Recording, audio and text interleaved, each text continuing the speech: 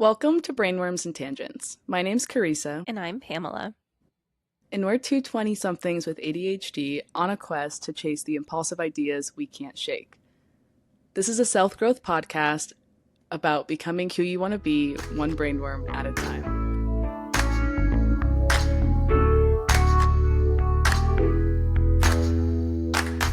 So, Carissa, I hear you have a brainworm. Finally cleaning out my closet. I don't know if you've been seeing all of the trends on social media, but there's been a trying on everything in my closet until I love my closet trend that's been going around. I have seen that. And I also recall that when we did our big declutter challenge, you basically moved the task of cleaning out your closet for another day. And I guess today's the day. And it was the day. Yeah. I think there's so many things that go into clothes and trying things on that I'm like, I do not want to do that. Like, even when I was doing going through things, I'm like, my least favorite place is probably the fitting room, especially when I don't want to be there. And it's an important thing to kind of clear things out. But yeah, it was not at the top of my list. I've also felt that recently where I just go into my closet and I'm not really feeling anything and I want to get out of there. I don't feel like it represents me, and I think I'm due for some changes in that department. I just feel like I hold on to a lot of things. I have so many clothes probably from high school that still fit me, so I still wear them. But it's so true how much your environment shapes your mood. And I feel like my closet is one of those things where I'm like, I'm just going to keep the doors closed and I'm not going to look at it. But it's something I see every day. And it's been needing to either be revamped, gone through, and just kind of So do you want to explain what our little experiment was for this episode? Yes. So way back when we were even just planning our summer season, there was this daunting task that we kind of kept pushing back to go through our closet and our drawers and all of our clothes, maybe even accessories, try them on, see if we like them, and then decide, do we keep them or do something else with them? So both of us decided to go through all of our wardrobe and figure out what stays and what goes. I was really excited for this because it feels like a culmination of some of the other things we've talked about. Like I mentioned, the declutter challenge, but I also did the trial run of the capsule wardrobe. Mm-hmm. So I was kind of experimenting with having less clothes during that. So I think we've laid the groundwork for this episode, and now it's time to actually get rid of the clothes. Yes. And I think that is also one of the interesting things about ADHD when it comes to things that take lots of steps. So for this, I think we kept putting it off because in my head I was like, I need to gather all of my clothes. I need to make sure I do laundry. I need to decide if I want to separate them and sort them out and do all of my shirts first, all of my pants. And when it came time to do it, there was no method. I think I just needed to do it. And the next part is okay, now that I have maybe some of the clothes I want to get rid of, now I need to make sure they don't sit in a pile in my room. I need to actually figure out the next steps and what I'm going to do with them. I think people talk all the time about a bag of clothes in the back of the trunk that they just drive around with until they remember to drop them off at donations. Which, dropping stuff off at donations is much easier than I ever thought. I did that recently when we did declutter, and you can really just drive up and they'll even take it out of your car. It's great. Mm-hmm. So there's zero excuses. Yeah. I think even with planning this episode, we almost created speed bumps for ourselves while we first talked about how we wanted to do the TikTok trend of actually trying everything on camera and then letting people in the comments tell you oh, you should keep that, or that looks great on you, or no, you're crazy, get rid of that. And that was really the big unattainable goal, but like you said, you just had to get started. And mm-hmm.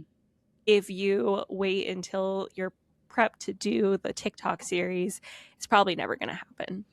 Yeah. And for now we're podcasters, not TikTokers, but maybe one day we'll get into that realm of things. But Yeah, it was one of those things I built up so much in my head, and to the point where it was kind of a time crunch because I knew that we were going to film this episode, and I said, well, I gotta actually make an attempt. And I mentioned this on the last episode, but it was kind of one of those things where you think it's going to take you 3 weeks to do or 5 hours. And I think I got through a majority of my stuff in about an hour. So I think I just had to put my mind to it. And also, like, once I started, it became easier. So my first approach was I'm going to do all the things that are hung up in my closet. I kind of went through them, and there were some things I know I wear every day, and I was like, okay, we're going to skip this. I know I like this next. Some things I was unsure about. I was like, okay, let's try them on. Look in the mirror. Okay, great. I'll keep this. And that worked well. And then after I finished the ones on the hangers, I moved to my other things that were like next, and then my drawers. And I also found I went back to some items that I initially thought I was going to keep, and it was easier once I started putting things in the get rid of pile to then be like, okay, yeah, let's just get rid of this. We haven't worn it in the 2 years I've had it. We're just going to get rid of it. So that was kind of my strategy going into it. What was your take? Yeah, so I actually had a friend over when I was like, okay, time to do this. So she also was helping me with another perspective. And that was super helpful because there were some things that I was holding on to because I like had an idea of how it fit me, or I had some memory associated with it.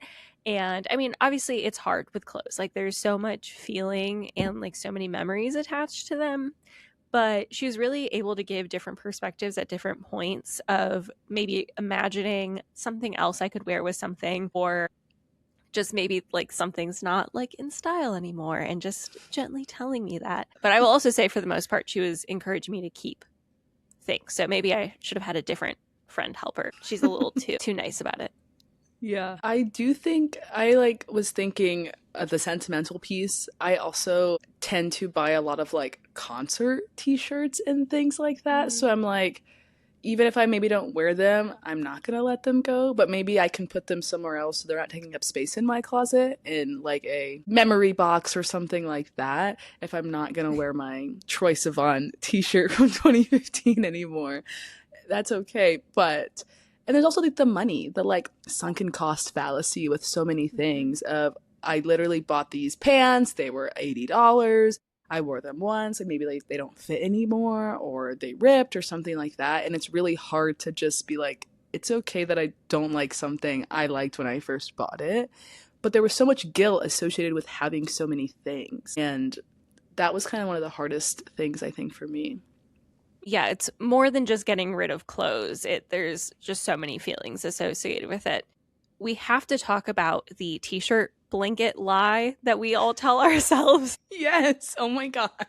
The idea that we will one day turn this pile of t-shirts into a t-shirt blanket, which is simply not going to, because that feels like the perfect solution of like, oh, I don't want to get rid of this concert t-shirt and I spent money on it. I don't want to get rid of it. It has so many memories, but it cannot sit in a pile because at this point my pile is so big that like I'd have to make like 5 t-shirt blankets, and I don't need more blankets. I don't need more blankets either. Blanket declutter next. I don't know why we tell ourselves these things, but it is the sentimental piece is huge. I think getting things on a good deal. A lot of the clothes I have are also thrifted, and sometimes there's no fitting rooms in the thrift places, so I'm just getting things that I think will fit or I think I'll like, and once they're home, I'm like, okay, this isn't how I pictured it, and then you can't return things, or you think like things are such a good deal at the time, so you get them, and now you're like, maybe I didn't need a 7th sweater of certain things. But I think there's like the novelty of finding like, oh, this is the best thrift find ever, but maybe I can leave it for someone else to find. My fiance recently told me about Goodwill's return policy, which if you've never returned an item there, it's very interesting, at least at the one that she was returning stuff at. So it's kind of a barter system where you can exchange it, but they won't give you the difference in money if you go over or under. So you have to just find items that are the same value as what you are wanting to return. Well, I think in general, people have like a hard time with returns anyways. But I think it's just the mental load of returning things. And even like with online shopping, it can feel simple of just like, okay, put it in, take to post office mail. But people miss the windows of like wanting to return and then you're stuck with it. I know some of the clothes I have are because friends have given them to me because they didn't return them in time. So Yeah. it's a road bump for a lot of people, I think, even those without ADHD. Yeah, and it's the ADHD tax, right? Like Hmm. you buy something and you're like, I'm going to return it, and then you never get that money back. So it more guilt associated with it, like you said. I will also Hmm. say, like, sometimes I will like trick myself or just like convince myself that an item's like good enough. Like I'm like, well, I don't love it, but it's fine. Like it's not worth Yeah. going to the store and returning it. But I have a friend who's really particular about like everything that she buys, she has to absolutely love the way that it fits Mm. her. And I don't feel like I've been doing that enough. I feel like I'll be like, oh, well, it's good enough because, like, I really need a shirt like this, or I really just need more clothes. So I'll just get this, even though I don't love it. But I've also heard, like, you're going to love something the most when you are buying it. And, like, every other time Mm. you put it on, you're probably going to like it less. Like, the Yeah. novelty of buying something new is going to make you like it the most. So if you don't even like it that much when you're buying it, you're never going to really like it. Yeah, I think you need to have a friend with you in the store when you're buying something as opposed to when it's been in your closet for a while. Yeah, it's true. I also think, I don't know if this is just the COVID time of being stuck at home, but went through a I can sew that phase where I thought I could alter my pants and do all these like crafts with things. So I've like held on to a certain like pair of jeans because I'm like, oh, but I can just make this fit better or I could use this for things. And I'm like, at some point, we either just have to do it or let it go. And I've never experienced like wanting to sell clothes, but I know like if you break things down, you have, okay, here's like a donate pile, a sell pile, a give to friends pile, a craft pile, an alter and hem pile. And there just becomes too many steps with trying on all of your clothes in your closet. So I think sometimes we can overcomplicate things, even though like we want to do the right thing and make sure all these things like go where they're supposed to. But it can be okay just to simplify the process for us. Yeah, I feel like I went through that a couple months ago when I was donating clothes where I was like, I don't really want to donate to Goodwill. There's better causes out there. So Mm-hmm. I got really hung up on trying to find a better place more worthy of my donation where I felt like Yeah. it was really going to people who needed it.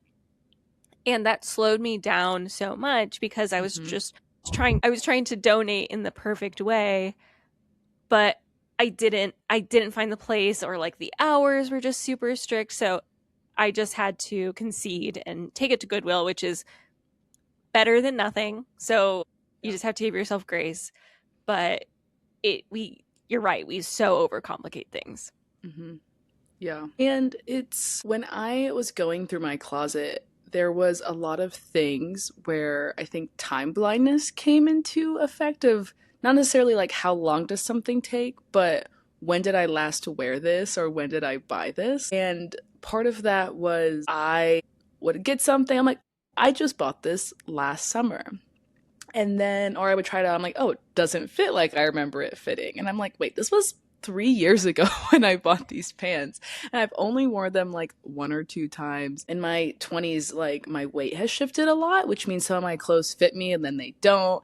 And it's kind of a weird mix of, okay, do I hold on to something because at one point it fit and then it didn't and then it did again? Or do I just get rid of it?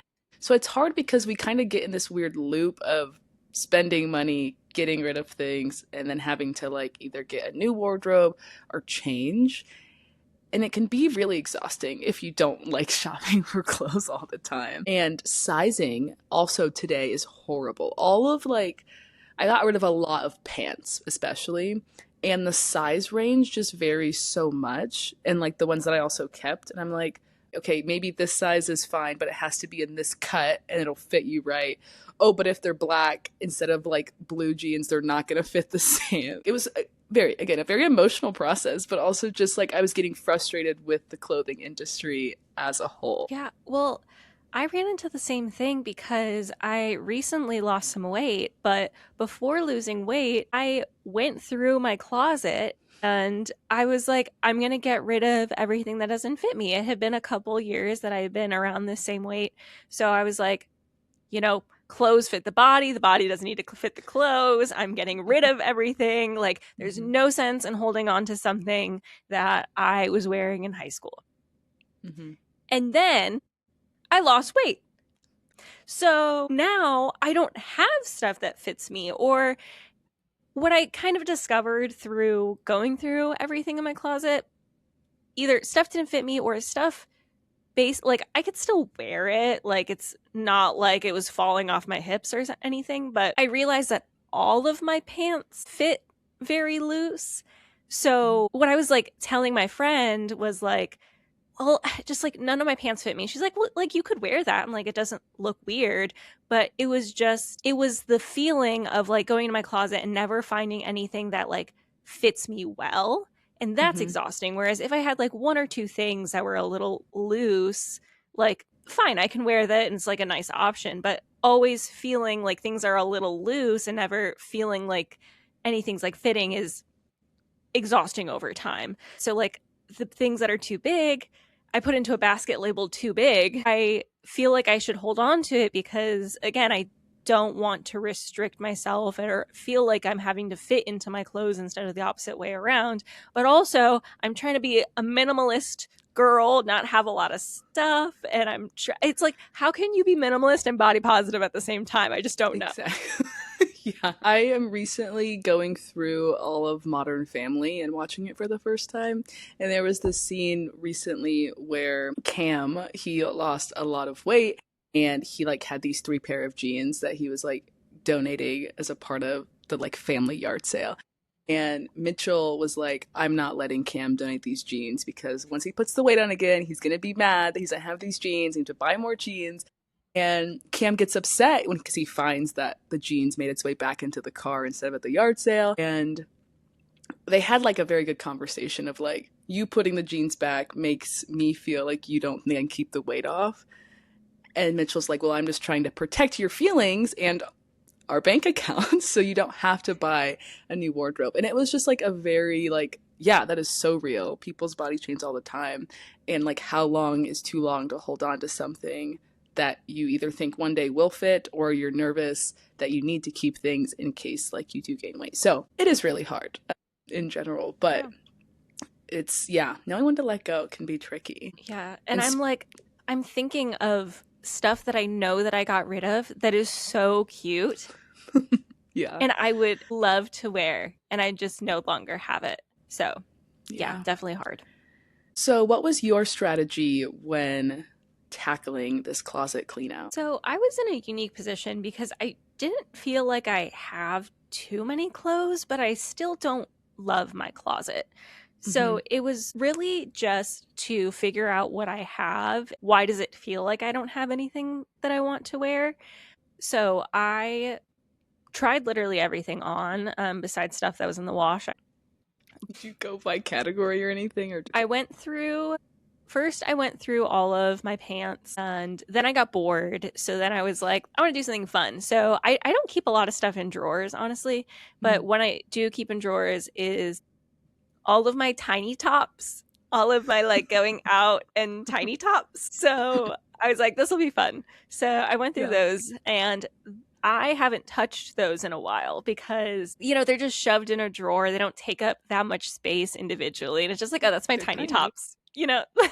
So I went through those and then I went through my like hung up tops and that's really all of my clothes. Yeah, I have so many things and I think that is the difference between you and I is you frequently go through things but you also were going through your closet anyways at different points and just like of rearranging things and I'm like I have not done that. It's like I moved where I currently am 3 years ago and even then I don't do a good job about going through my closet when I move. I'm kind of like, I'm just going to take everything and figure it out when I get there. So I think I've been traveling with things I don't love for a while. And it's gotten to the point where I'm like, okay, we gotta let go of some of these things. Do you remember the Marie Kondo method for cleaning? Of course I do. Did you use it for this? No, because I think I have traumatized myself from when I was in high school and tried to do that. If you're unfamiliar, Marie Kondo is a cleaning expertise, tidying up with Marie Kondo, where she goes into people's homes and she helps them clean and declutter the Marie Kondo way. But her method essentially is she breaks things into categories, but it involves gathering everything and putting it into a big pile. And I did that once in high school, and I think the big pile stayed there for a very long time. And I think I've outgrown the everything in a big pile phase in going through it. But I kept thinking about her, does this spark joy or not when choosing to keep things and get rid of them? I feel like the chaotic ADHD version of the Marie Kondo method is, I used to do this when I was younger, would be like put everything on my bed so that like if I was cleaning my room or cleaning out a drawer or closet, I would just put everything on my bed so I couldn't do anything. Like I couldn't go to sleep until I went through everything. And that didn't stop me. Sometimes I would just shove things over to like one side so I could go to sleep because it was a bigger project than I can do in one day. But I mean, it worked. Like I could only live like that for so long. Yeah, I think I'd end up sleeping on the floor or just clothes become part of my bed. But I do that all the time. It is just like a nice visual representation of Kate. I just gotta get all these things and then I can go to sleep or something like that. But yeah, the does it spark joy method is helpful, and I think that is a good enough reason to hold on to some things. So shout out Marie Kondo. So what were you left with? What did you actually get rid of? I got rid of a lot of pants and shorts that had no longer fit. A lot of them were either thrift finds or they were pants that I had really worn out to where they started to get holes in them. And I said, why am I holding on to these? I got a lot of like free stuff. My grandma, love her, she gives me a lot of things that she either buys for me or she just gets rid of her own closet and gives it to me, and then they've just been lingering. So I finally tried on some of those things and decided to get rid of some of them. And I had a large amount of old college t-shirts. I think the like freshman free college t-shirt scam finally caught up to me, where I'm like, okay, I do not go to these schools any longer. This is not even a really cute shirt, or it's too small, and I'm not making the t-shirt blanket. So I think I can like go with some of them. So a lot of things are just either like out of style, not my size, or I just didn't have a reason to hold on to them. I feel like I've gotten rid of all of those things in like previous closet cleanouts. But I think when it came to a lot of my tiny tops is that they were just very dated or youthful, like a little too young for me. Yeah. So, for example, I got rid of this. It was a maroon tank top it was like kind of like a V-neck, but then it had like the crisscross, which is like so 2016. Yes. And I was like, but it's like cute. Like it's not an ugly tank top. Like I can wear it with anything, but it's like, no, that is so dated. Like I cannot wear this. Or maybe I should have kept it to put in a museum one day. But no, bad idea. I need to get rid of things. Yeah. There was just like a top that was like, it was like a halter crop top with like little cactuses on it. And it's like, I'm almost 30. I can't wear this anywhere. So it had to go. Yeah. Yeah. I felt that way with some of like skinny jeans, where I like even just putting them on, I couldn't get my ankle. I said, okay, no, I'm not gonna entertain the like trying these on. These are just an immediate no. But trends are wild because I know they're gonna come back, and I know as a society now, as like the adults of the world, we're gonna be like, what? So I'm not ready for that. But it's okay, I don't need to be a part of that trend anymore because I don't I don't know how I Yeah, kept things so constrained all the time like that. I guess that's like what I realized in going through some of the stuff that is no longer trendy, but like maybe could come around, is that I'm going to be a different age when the trend comes around. And I don't need to be wearing things that I was wearing when I was 16, right? The next Yeah. time that stuff comes back. So, Yeah. even the crisscross top, like, is a tank top, but like, am I really going to dress like that anymore? Like, I can get something that's like a little bit more of a mature cut. So, Mhm. unless I want to save something for my future daughter, nieces, nephews, I don't know. Yeah. I think that Feeling is the it. only cool thing. Like, Yeah. that stuff, like, I've gotten some amazing jeans from my mom, but I got to choose myself and not this future random person who may or may not like my clothes. That is so true. Speaking of clothes we wore when we were 16, I did not realize, and I did at some point, but I think seeing them all and trying them on, the sheer volume of tie-dye t-shirts I had from being a camp counselor. I think I have at least 10 tie-dye variations of things that either I've tie-dyed personally or I got pre-tie-dyed. And I didn't get rid of a lot of them because I love them and I love tie dye, but part of me just wanted to go back to camp. It was very surprising the amount of tie dye items I have in my closet. Was there anything that you tried on that you realized you liked more than you thought? Hmm. I wouldn't say liked more, but I think it's kind of the shiny new thing that I have a pattern when it comes to jeans where I will wear them, I'll get a new pair, I'm like, these are the best pair of jeans ever.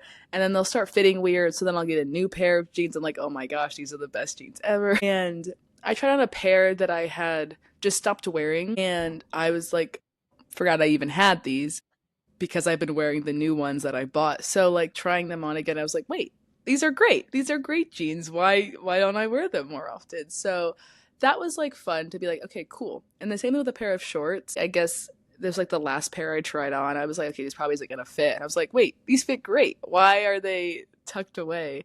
Especially in the peak of summer. I guess I was just surprised that they like fit and I like still enjoyed them and they weren't like a thing where I'm like, okay, these are not fitting in the right places or just not something that I would see myself wearing. So I was surprised in that I still liked them and that they're still wearable. So that Yeah. was fun. I think for me, the next step is kind of the rearrange. For me, I had a couple moments where there were clothes that I wouldn't normally reach for, but after trying them on, my friend was like, "Oh, that actually looks really good on you," or like gave me different perspectives of like how to wear it. So, for example, I have a pair of like work pants, and you can picture the type that are like kind of soft, but then they have like the belt on, like the tie belt on top. Mm-hmm. But that also is kind of like a dated style with like the tying belt. So something as simple as my friend was like, you should just like, you can just take out the belt. And I was like, yeah, I don't have to wear it with like the belt that it comes with. And it like looks totally like it just felt like a different pair of pants. So I thought Yeah. that was really cool. And I think also just like trying things on helped me get an idea of what I have. So even if I like liked something or like it should stay in my closet, it was just like a better idea of like what cuts of things do I have a lot of and what is my closet lacking. So there was a lot of clothes that I tried on and I was like, well, I never wear this, but I didn't have a problem with that specific piece. I just didn't have anything to wear with it. So it was like, okay, well, I only have like one top to wear with this. So I'd never wear these pants. So it was just good for me to get a good inventory of what I own. And then also assess if like that is what I want my style to be. But also identify like what clothes were getting old. So stuff that I like how it fits, it's good. I like wear this. I wear this pretty often, but I'm not excited about it. sometimes it was just because it was like dingy. I've had it since college and I've gotten my use out of it, but I could definitely upgrade it with a better piece. So not necessarily getting rid of that item, but just making a mental note of this can be replaced soon. Like as I shop, as I naturally find things that would be an upgrade for this, like I should upgrade it. Yeah, that reminds me a lot of. Did you watch Clueless? Yes. How does that connect? I don't know if you remember the beginning of Clueless. She has like the closet inventory where basically she swipes Yeah. through the shirts and then the bottoms, and then the closet just like it magically appears and it's like boom, here's the thing. And I'm like, so many people actually have done that where like in their notes app they've like laid things out kind of like with a capsule wardrobe of like, here are all the things that I have, or they take pictures of themselves wearing it, so they just have an inventory of this is exactly what it looks like. And I think that is fun. That would definitely be a next step in the closet clean out of actually making things. That was like the biggest brainworm for me as a kid, where I would download so many like closet apps on my iPod Touch. This is like the before times. The iPod Touch didn't have a camera on it. So I would take all of the clothes out of my closet and I would take a picture with my digital camera of everything. And then I would have to connect the digital camera to my laptop and then from there transfer it to my iPod Touch via iTunes. And then once it was in my iPod Touch, I would have to go through and upload apps. And like, I want to emphasize before times, it would take time to load. It wasn't like a popular app. So it was just like, these small developers. And I would always try to put my closet on one of those apps. And I was never successful. The sun would start to go down. So my pictures were bad, or like I would take all the pictures and never upload it. I never completed it, but I attempted it so many times. There's so much technology now. You could live your 2010 dream of having your closet on your phone. Wow, that is so fun because I also had an iPod Touch without a camera. And I then got one with a camera eventually, but I was like, you could see the spot where the camera could be, but it just wasn't there. I know. Sometimes I would trick myself into being like, maybe I do have a camera. But I didn't. That would be a fun next step. I think thinking about maybe how I rearrange my clothes. Now that I've gone through things, I kind of want to reorganize my closet and figure out what makes the most sense for things so I can see them, because I struggle with having things in drawers. So I think I should only have things that I maybe know that I'll reach for and have all my other stuff on hangers. I don't know. I always made a joke that I need like a clear refrigerator, so like a clear closet that I can see through so I don't have to guess what's in there. But it's hard to visualize like where something is if it's not hung up and in your face. So that's maybe the next steps with the closet. Yeah, I think my next steps are just buying more clothes that I feel good in, ironically, which I guess my goal is not necessarily to clean out, but just to have a closet that I feel better in. But it was really good for me to figure out why I liked certain pieces of clothes more than others. Just trying things on in such close succession, you can really compare, like, why do I like this cut better than this cut? And getting a better idea of what I actually like. So I'm able to go purchase things that I feel better in and just make my closet a little bit more usable. And I also think we're at the age where we can also spend more money on good items versus buying cheap things or fast fashion. I think you could buy like better staple pieces and like actually get good quality things, because things are worn and used, you're probably not going to reach for them anyway, so you might as well like replace some of those items anyway. There was something I was thinking about just in general about clothes and everything that I wanted to see what your perspective is of, like, do you plan your outfits out before, like the night before? Or I know like as like kids had like the kind of like days of the week like closet organizers where they would like have everything laid out. I was never one of those kids. I think I need to be. But yeah, what is your like getting ready closet situation? Yeah, I never plan outfits. It's always like a spur of the moment. I think the only time I planned out outfits was when I was in elementary school, and I went to a Catholic school, so I had a uniform every day. So I guess in that sense, it was planned out. But if we ever had a dress down day where we got to wear whatever we wanted, I was planning that for weeks. Like, I bet. I had to wear the perfect outfit because, like, I only got like 5 days a year that I actually got to show how I dress. So yeah, I had that planned. But other than that, no. wow. That is so fun. I mean, I don't think I would have liked a school uniform, but I think it would have saved me so much time in the morning getting ready, not having to think about what I needed to wear. But I think currently I do not plan out my outfits the night before. The days that I have though, I do see the difference in how like much of a breeze it is to get ready in the morning. So that might be something I start doing, especially now that I know what's in my closet and the things that I can do. But I know some people they're trying on their outfits the night before, putting pieces together, and they're like, okay, this is what I'm wearing. Or even I know people have outside clothing racks where they can actually like line things up and have things that way. But I don't know. That is not my go-to, but I have seen it to be helpful, so I was just curious how that works for you. Yeah, I guess it just depends if you want to spend the time in the evening or in the morning, if you're more of a morning person or an evening person, and when you want to have just more time at your disposal. Yeah, for sure. Well, what are some tips that we should give to people that are looking to do some summer closet cleaning in the future? I definitely think it helps to invite a friend or get another perspective, because there were some things that I would have kept, but my friend was like, that does not look good on you. And sometimes you need a little bit of the dose of reality. So I think that really helps you see things in a new light. Absolutely. My piece of advice would be just to start. I think not looking at it as a mountain of things. I think either pick a category or a location and tell yourself, okay, I'm just going to clean out this drawer or just things that are hung up.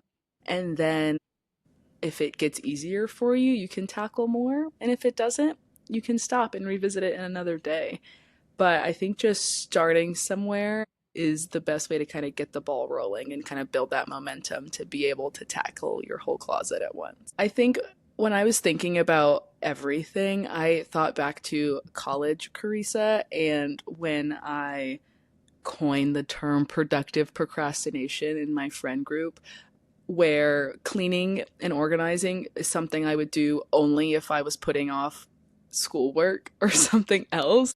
And I realized in my adult years, there is, I guess, nothing like worse than cleaning, so it always becomes the thing for me that I put off. So I'm like, maybe if I go back to school or something, then I'll have a clean closet and a clean place. But cleaning has not been something that is like something I do when I'm stressed or anxious. It is like usually a sign that I'm stressed and anxious when my space is a mess. I think one thing to think about when you're doing this is going back to the environment piece. As I started getting rid of things, I literally like felt lighter.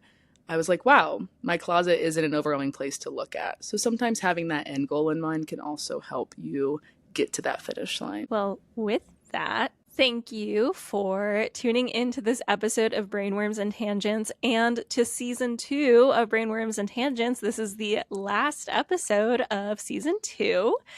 We will be on a hiatus until October 21st, when we will be back with season 3. Until then, if you have enjoyed this episode or any of our episodes, please share with a friend and subscribe. Make sure that you're subscribed to our newsletter on Substack so you can get updates throughout the hiatus of what we're up to and when we are coming back. Thanks for listening. Bye. Bye.